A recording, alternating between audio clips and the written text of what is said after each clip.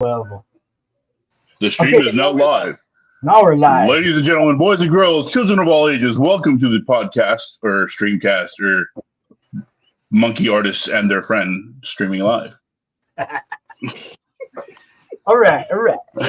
So Just- when I got into the industry, it was a really weird story. So I'm in college at Oakland University in Rochester, Michigan. I'm in my last semester there. I'm working as a computer tech or computer lab monitor at the graphics lab that they have there at the school. And no one would ever go in there. So I spent my entire time there listening to music and playing on the Wacom tablets that they had, which was my second time ever using them. And I found online an old website called Comic Colorists Unite. And it had some great colorists there. It had Laura Martin, Dave McCaig, just in a bunch of other people. I mean, I can go through a bunch of names, the people that are coloring now, but it really wouldn't mean much to a lot of people. Anyway, I'm teaching myself how to color. I graduated from school. I moved to Utah, where I took this job as a web designer. And while I'm doing this job as a web designer, I build myself a computer. And then I start trying to find work as a flatter on this comic colorist website. And I hook up with a colorist by the name of Drew Posada. Most people don't know who he is, but he did a whole bunch of stuff in the early Extreme days. And then he colored most of Tony Daniels' The 10th after Paul Mounts left the book. Book, man. Huh? I love that book. Yeah, he did a lot of coloring for The 10th after Paul Mounts left the book. Cool. So anyway, I'm working for that. I go to my first Comic-Con while I'm doing this for these flats and stuff, and I'm enthralled. One of the first tables I get to, there's like three people there. Art Adams, Mike Mignola, and Hardboiled Amy. Is it Jeff Darrow? Jeff Darrow. Yeah. At an end cap, and no one is there. Wow. It's just me. What And year I'm is sitting this? there having this conversation with Art. I'm having a great time.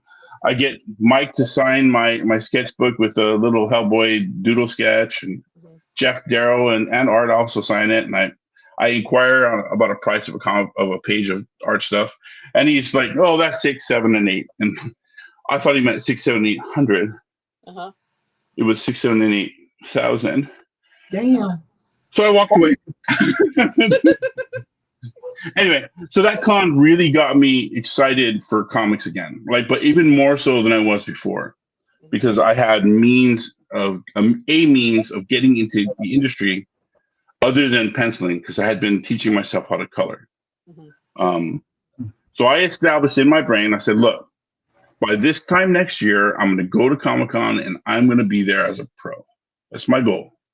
In order to achieve my goal, every night after I put my kids to sleep at 8 and my wife to sleep at 9, I would stay up till 3 o'clock in the morning and practice coloring. That's it.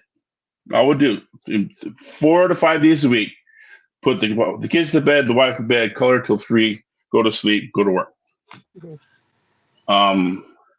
It was great. I learned a lot. I had some great conversations with Aaron Lucen. Do you know who Aaron Lucen was, guys? No. Aaron Lucen was half of Liquid Color. Ooh, Liquid. I love those guys. Yeah. So they had done an online chat at the old Wildstorm chat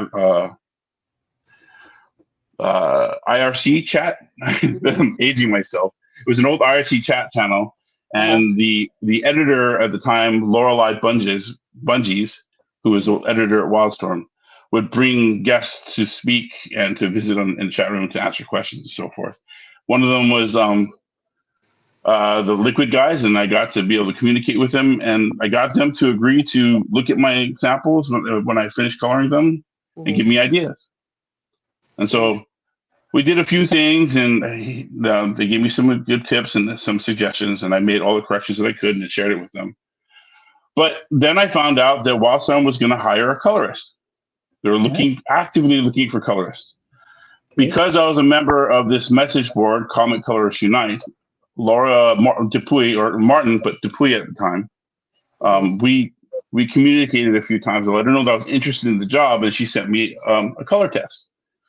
So I did the color test and sent it back, and nothing ever came of it from that because it was just it's corporate stuff and didn't move quickly, right? Mm-hmm. So every so often I would call into the HR person there and say hi, introduce myself, or reintroduce myself, and try to find out where the status of the applications were because I was truly interested, and they didn't seem to mind that I was truly interested. And she was happy to talk to me, so I talked with her. Okay. Well, one day, as I'm talking to her, it was a Friday. No, it was a Thursday. I'm talking to her. It was Thursday night afternoon, and she says, "Oh, hold on." And then a minute later, comes on the phone. She says, "Hi, Canelo. I'm going to put you on the speaker with John Nee. He's the vice president of the company and general manager." I'm like, "Oh, hi, great." We have a conversation. Blah blah blah. Oh, by the way, this is the same John Nee that's currently the president of Marvel Comics. So anyway, John and I talk, we visit. He says, "Well, when are you going to be in town?" I'm like, "Well, I plan on being at Comic-Con next summer, but it was currently this November, the month of November that I'm having this conversation. So Comic-Con's not for another 7 months or 8 months." Says, "Well, we're looking for someone right now. So whenever you get into, come out, when you come out, give us a call. We'll try to set up an appointment with you." I hang up the phone. I think about it. I say, "This is bullshit. I have a car. I'm in Utah. I'm only 8 hours away. Call my wife, call my mom, borrow some money to go to get gas money." And I call him back. "Hi, are you guys is John still in your office?" He's like, "Yeah." I said, "What if I see you tomorrow?" He's like, "We can make that happen. I'll see you tomorrow then." I pack up my family, my 3 kids, my wife. We get in my little green Ford Escort, and we're driving to San Diego. Nice. We stay at my wife's father's house, who is in La Jolla. I drive there first, drop them off, and from there, after taking an hour or 2 nap, I drive down to San Diego, to La Jolla. After that meeting, I have a 5-hour interview. Wow. For those of you who don't know, if you have a 5-hour interview, that's pretty good. Yeah. And he even offered if I'd gotten a ticket for parking on the street, he offered to pay for it. John did. John Nee. It was John Nee that I met with, the general manager there. And when I left that building, I didn't know, but I knew that they were going to offer me a job. So it comes down to, I showed persistence and willingness to work hard by showing up the next day, taking advantage of the opportunity. I had prepared myself for 6 months beforehand, since getting back home from Comic-Con, to be able to work as there at Wildstorm, or as a colorist, as a professional colorist, and I worked my butt to get there. B, when an opportunity showed, I pushed and I worked hard and I tried for it. These are things that kids nowadays have a hard time doing, any of these things. Not only realizing that they have to get better, because they all seem to think that they're amazing at everything, which is stupid. And once it gets hard, they stop. I don't like to do this. It's taking too long. Well, screw you. Do it or don't, or get out of the pool. So yes, my story was interesting, and I made a lot of choices to make it work, but I also took advantage of the opportunities that were there, which is what a lot of people don't do. And I didn't get hired as a colorist. I got hired as the manager of the coloring department.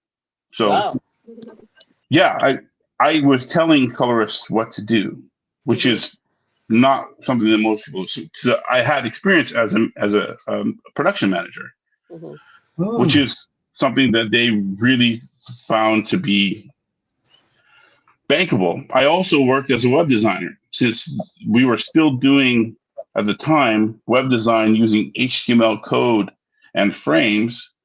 I became the guy while I was there that would make changes to the Wildstorm website, and that was one of the selling points. So, working in the comic industry isn't just about comics; it's about making yourself invaluable in all kinds of ways.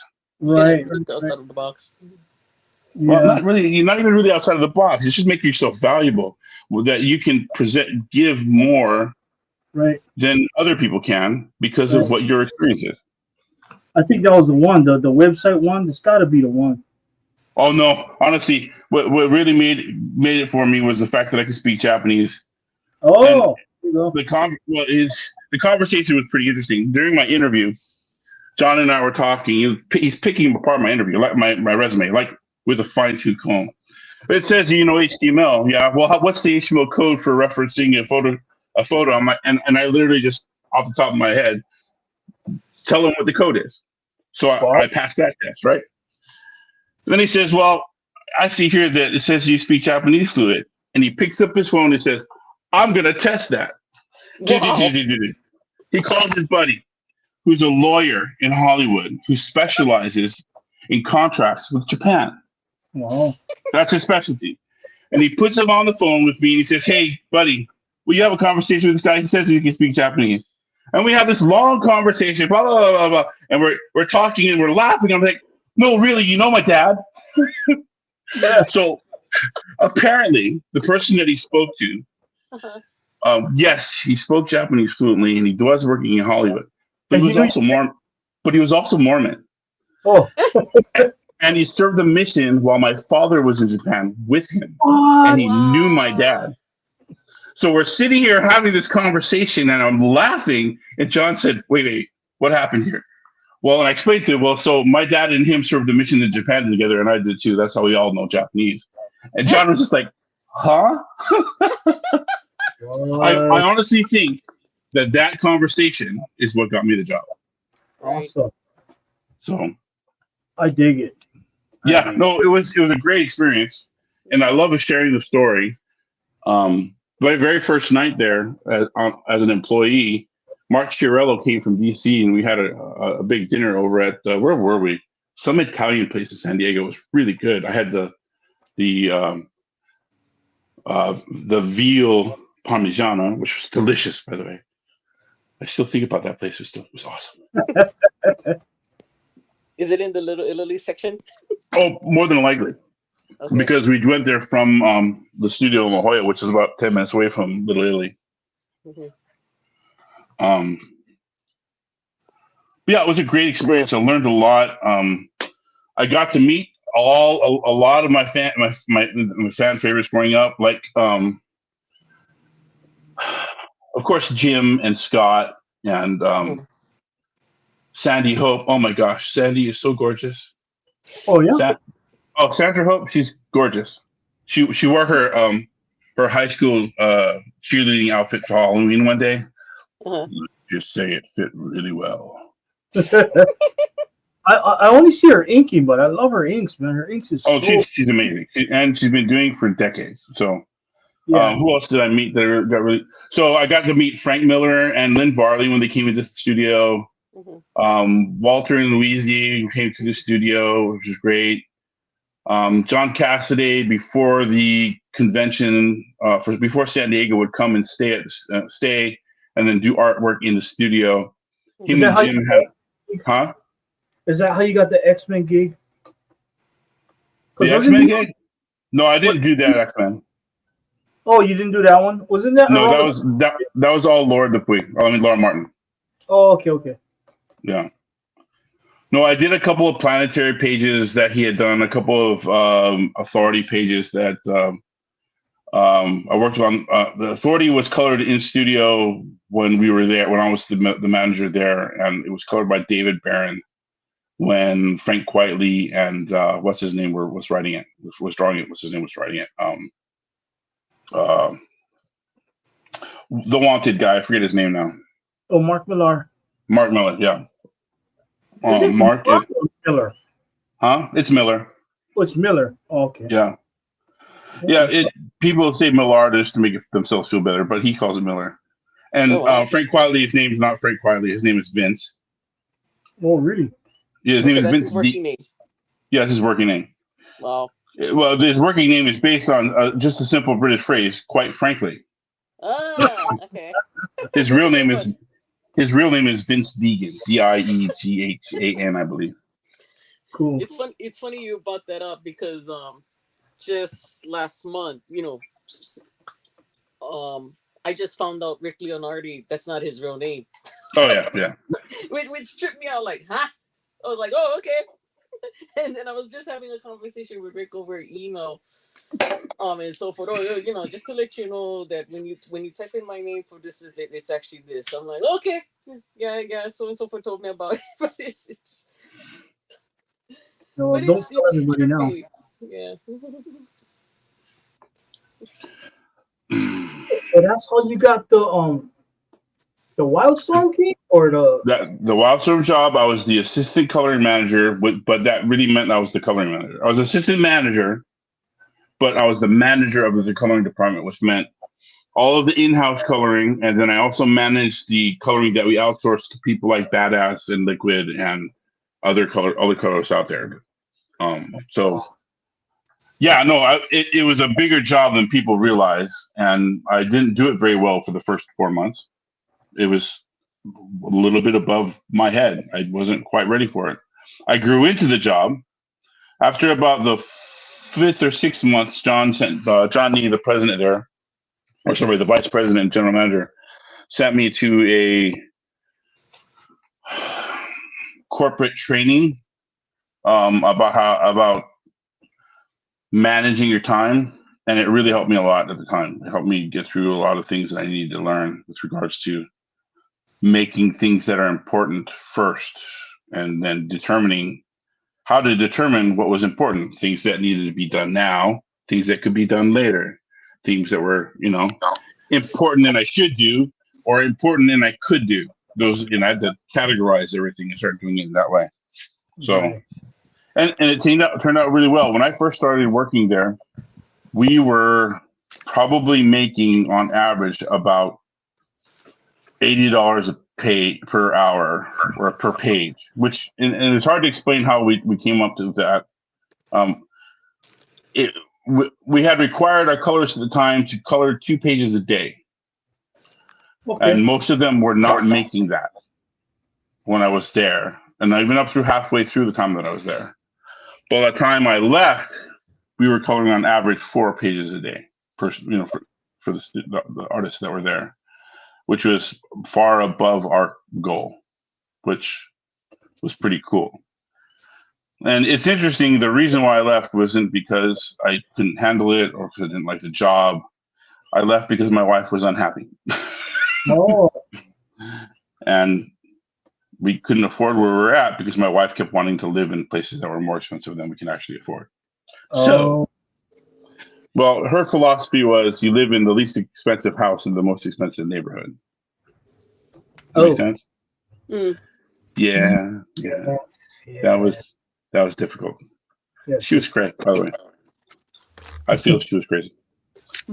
But it was a great experience. I would never change it. After I left there, I spent about 6 months over at Hi-Fi Design in Arizona.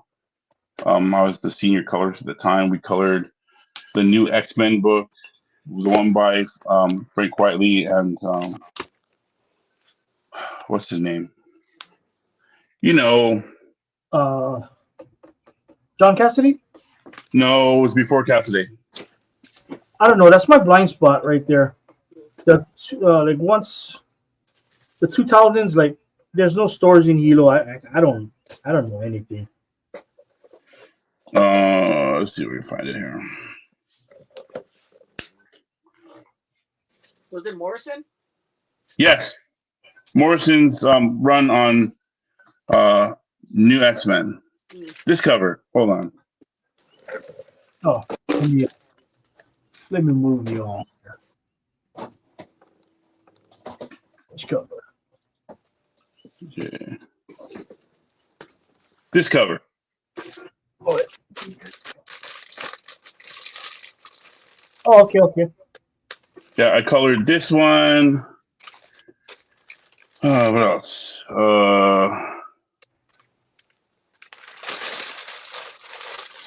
This cover. This is the first color I colored. Was this the White Queen one? Okay. Then I did. This book got me to be able to color a lot of people. Like I was able to color Barry Windsor Smith, motherfuckers. Oh shit. Dope.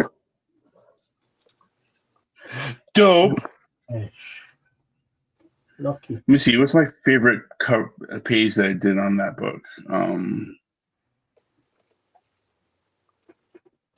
This is one of my favorites. It's not the favorite. This is the one where Wolverine and Cyclops are fighting Sentinels in Australia. Oh, okay. And Wolverine's up here at the top of it, like completely destroying it, and Cyclops is saying, "Well, yeah, you could probably stop. I think they're dead." So it was a great experience. I colored this. I colored some WWE books.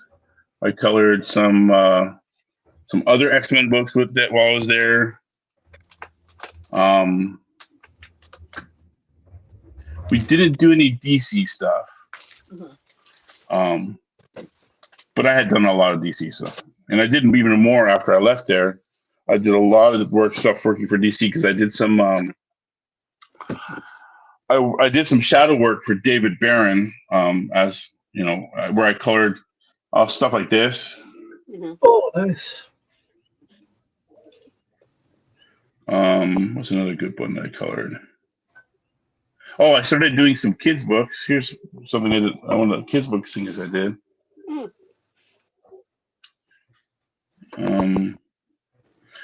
I did a project a few years before. What was this? 03? Do you remember of Robert Kirkman's Sleepwalker and then his Mutant 2099 stuff? No, not at all. I did Mutant 2099 over Corey Randolph with Robert Kirkman penciling, writing it. Oh, nice. Corey Randolph? Corey Randolph, yeah. And then this is the Sleepwalker. This is a cover for the Sleepwalker book we did. Oh, I saw that in. I should have picked it up. Then what's another project I did here? I did a whole bunch of these covers. These were great and fun to work on. I did a whole bunch of these Teen Titans Go covers.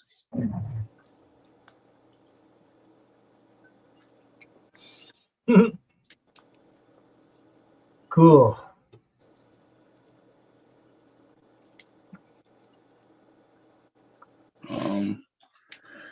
What other fun stuff that we've done? Oh, I got to color a single Wonder Woman, no, 2 Wonder Woman books. So only one of them was under my name, and I was so stoked. And I'm gonna get Gail Simone to sign it for me since she's the writer. Oh, cool. Bernard Chang was the penciler, and then Gail Simone wrote it. Nice. It's with the Nightmare Queen, the Queen of Dreams. Oh. This is so fun, so much fun coloring. And then, oh my gosh, the one book that I really that I was like drooling over when it came time to color it. If I can find it here. Here, it's gonna be in here. This one book that I did, I drooled over it and I was angry because I finished it too quickly. Where'd it go? Is it the Walt Simonson one? It is the Walt Simonson book that I colored. So dope. It was a Hawkman and Adam Strange story. Huh. I can't find pages from it. So would you say the Walt Simonson one was your most proudest moment of them all, or? No. My proudest was the Wonder Woman, but the Walt Simonson one, it made me personally giddy to work on it.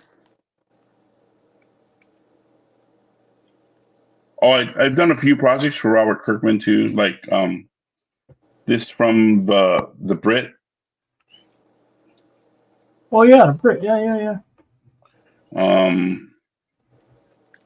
I did a couple of stories for Jim Valentino. This is from a book called I Hate Gallant Girl. I know, silly name. What was the name? Gatlin Girl? Gallant Girl.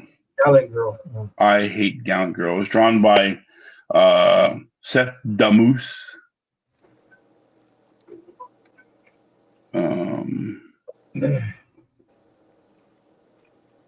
Well, I did. These are some old. So when I started creating this comic book that DJ and I are doing, when I came up with the story, I was a member of an internet studio, and in that studio were a couple of, I don't want to say big names, but at the time they weren't.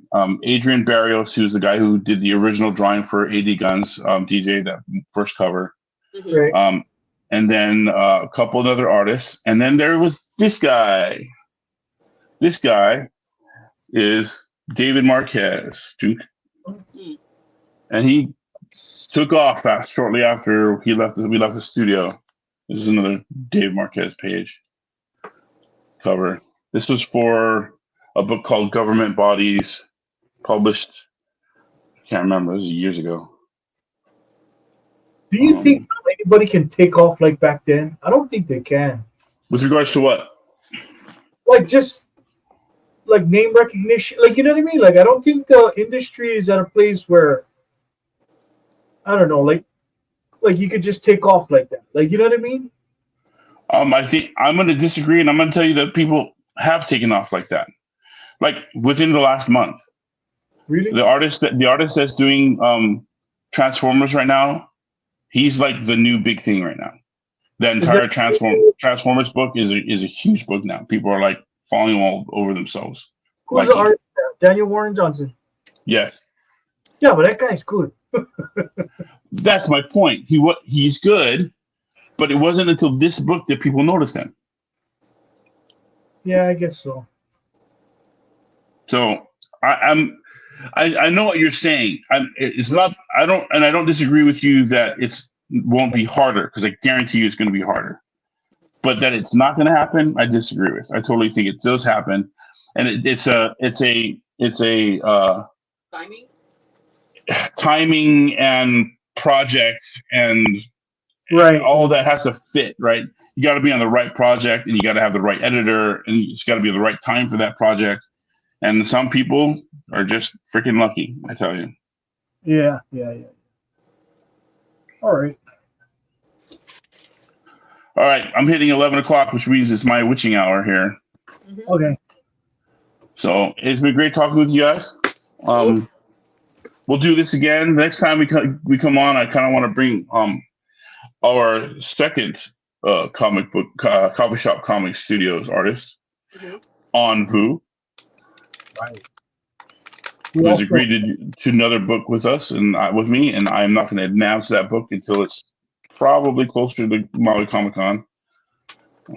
But we're going to start working on it this week. I'm going to make her do concept stuff, and then I'm also going to use this opportunity to try to help mentor her a little bit in the business of comics, because she's young. She needs some mentoring. She needs to. One of the things I like about On is her get up and go. She's willing to put the time in to become a better artist. Not a lot of artists will do that. And she listens well, which is good. Well, really she listens to me well, because I don't take her shit. Because I've been around a long time, and I've known her for a long time too. It's like, no, you can't try to justify this. I'm telling you she's not gonna be able to justify stuff with me. I'm gonna tell her what works and why the other way won't work. And if that's what they want, if that's what a client wants, you give it to them. But in the back of your head, you got to know that it doesn't work. Right? Does that make sense? Yep. Yes, the person who's paying you has final say, but you have to know when it's not the right thing to do, and you should always try to give that client the option of choosing something better. Yeah, I did that page the way you wanted it, but here I laid it out this way. What do you think? That'd be a way to say it. Do it better than DJ does, where he says, "No, man, I don't like the way that sounded. That's so lame. I changed it." Back to the earlier conversation, how I was talking about the portfolio reviews about that gal that was arguing with Scott Hanna and this, and then later on and so forth. It's funny because speaking with I like the fact that she is open to at least get people critique her work, etc. And it was funny because with this past Comic-Con Honolulu, I know she was saying before that she wanted to show Carl Potts this, that, and so forth, and I knew that was going to happen. But I also already had the feeling that I think she was already at a point where she's kind of getting spoiled because you know how you were talking about you want the people to say, "Oh, your work is good," or "Your this and that," and or you want to get good. Yeah, you want to get good, right? But it's right. that you become numb to that. You need the real criticism. So, right? Yeah, you want. And for me, it's like that's why I was so happy that Howard Chaykin was chosen because this was my feeling with Chaykin. I really felt that Hawaii needed a shakeup. that was my feeling, seriously. And because what you mean Hawaii needs a shakeup? What do you mean by that? Because I think with some of these artists or whatever, they get spoiled for the fact that they think they're the greatest thing. You need someone like Chaykin who doesn't give a shit whether right. See, he does not give a crap about whether you agree with him or not. He doesn't sugarcoat things, and that's what I was so happy when Chaykin was chosen to be one of the guests because that's what I meant. But you needed a shakeup. You needed someone that was going to be this monkey wrench who's going to just throw everything off. And how was you're going to be your response? So I remember I was telling On, bring your portfolio. You got to go show Chaykin.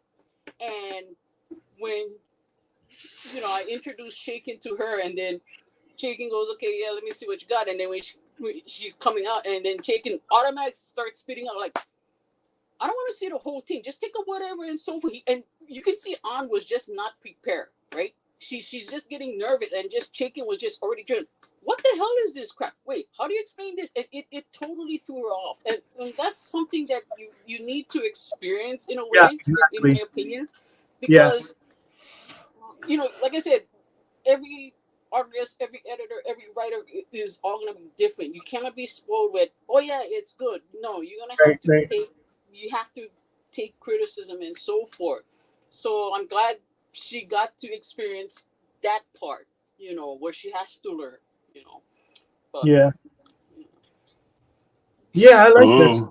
I call that tough love, and I like that. Yeah, it is. Yeah, it is tough love. You need that tough love because if you can stick that out, then everything else, you're gonna actually hear what they're actually trying to tell you. You know what I mean? Right. Like I remember going through these reviews, and then you get butthurt at first, and then after a while, it's like, oh no, I actually see what you're talking about. Like you start seeing your own tendencies, and you start to see your own weaknesses, and you start to see like, oh, that's what this person was talking about, and so you start working on that. But if you don't get that, and all you get is, oh, you're so good, you just get this false sense of confidence, and it's like, no, you're not that good. You got to be broken down and continuously be broken down and just keep, that's how you get better and you work on them. So, but yeah, alrighty. So next time we can talk about, You should get together a schedule of things that we should talk about. Yeah, sorry, I'm still learning. Are you trying to say that this is our second live stream and we're not up to par yet? Yeah, I agree. Yeah, I'm giving myself 50. On stream 50, we might be at the point where we could say things like "Welcome to," welcome to the podcast with the boys. Welcome, hey. Yeah, there we go. Well, yeah. No, I mean, freaking wrestling with drawing for my life and trying to set this shit up and being dad and all of that. You know what I mean? You know how it is. Oh, yeah. I know exactly how it is. If I wasn't single and living on my own and didn't have to take care of anyone, I wouldn't be doing any of this stuff. Right. But yeah, you gotta juggle all of these things. You know what I mean? So that's what it is. That looks like a juggernaut with Wolverine and Nightcrawler. There you go. One wonders who you're gonna have color that. By the way, that was It's almost like you could have somebody color it who might be sitting right next to you at a table in Maui Con, and we could sell it together. Where you say, "Oh, would you like the colorist autograph as well? Here, that'll be $10, please." It seems like someone has telepathic abilities. That's a great looking pinup. Somebody should color that for you. Yeah. Yeah. I'll send you the high res. Give me a scan. Yep. Yeah. I'll send you the high res. I told Alika already. This is on exclusive. Hello, it's right there on the fucking. It's Maui Comic Con exclusive. So donate this to Maui Comics, the original, and then he can do whatever you like with them. If you like, I don't know what he do with them, but. So is my camera showing up at all? Yeah, well, not right now, but I can. If you back, I can bring them back. Only because I'm not seeing myself even when I'm on there. I wanted to show you something. Okay. Come back. I don't know how to do that. We just. Okay, well, let me try to start the cam again. I'm there. You know what? Let me leave and I'll come back. Hold on. Okay. There we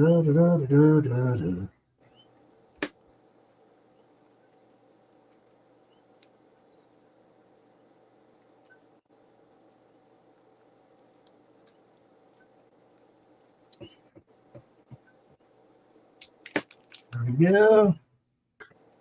Yeah. So I had this made. This is a metal print. What? Wow. Let's make you big. Let's make you big. Oh yeah. It's actually printed on metal. It's actually a sign print, but it's got a nice matte feel to it. I like it. It's not too shiny. No, it's not shiny. Like there's places where it's shiny, but it's not too shiny. That's And awesome. it's really relatively inexpensive, but there's no mountings on it. So I'd have to figure out a way to mount it so I can hang it, Yeah. But I'm gonna bring this to Comic-Con along with my my comic my coffee shop comic uniform. I'll have my hat, my apron, my name tag. Yeah. I'll be giving away coffee. I don't know did I order a suitcase? Pretty sure I ordered a suitcase with the cover art on it too, so I'll drag that with me to Comic-Con. It'll be so awesome. Gonna be fun. It's gonna be fun. All right. Gentlemen and lady, thank you. Yep. I'm gonna let you go back to it. I gotta go to sleep because the delinquent children of Hawaii need their art teacher in relatively awake. Need them relatively awake at school. So Yeah, we'll just call it a night. Yep. all right. Just call it a night. Right. All right. Hey, maybe Amy will remember this, but we'll DJ. Pow pow pow pow pow pow pow pow. Does DJ even know what that was? Probably not. No. That was an old Professor Funism from KHNL 13. No idea. I'll see you. All right, Rob. That was Professor Fun was after Checkers and Pogo. Do you know Checkers and Pogo? I know Checkers and Pogo. Yeah, Professor Fun was I after wonder if they have it Checkers. like on YouTube, like with Professor Fun with those old videos or something. I don't know. All I remember is thinking to myself, why do I want to put my hand into a jar of pennies and get 50 cents out? Why do I want to do that? Why is 50 cents something that I want? So you don't know this, DJ, but Checkers and Pogo had this thing where if it was your birthday, so they would bring kids whose birthday was onto the show, and you could stick your hand into this jar of pennies. It was a mayonnaise jar, and whatever you could pull out, you could keep. Oh. Yeah, like I really wanted 50 cents in pennies. No.